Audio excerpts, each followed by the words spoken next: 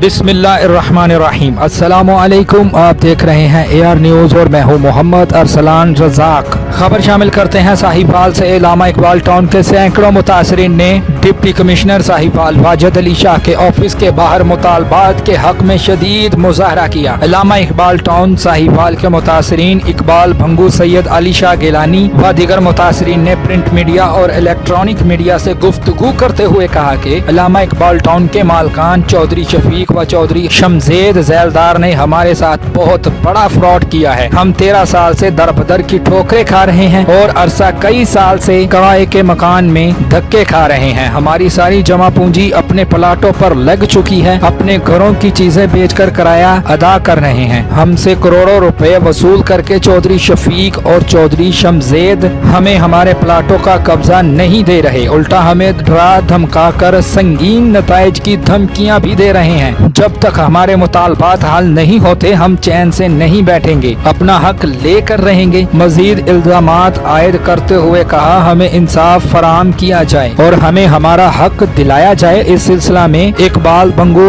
और सैयद अली शाह गिलानी ने दीगर मुतासरीन के हमरा डिप्टी कमिश्नर साहिवाल से मुलाकात की और डिप्टी कमिश्नर वाजिद अली शाह ने हमें यकीन दहानी कराई कि आप मुतासरीन को इंसाफ फराहम किया जाएगा और कब्जा माफिया से आपके प्लॉट्स वागुजार करवा कर कब्जा माफिया का खात्मा किया जाएगा।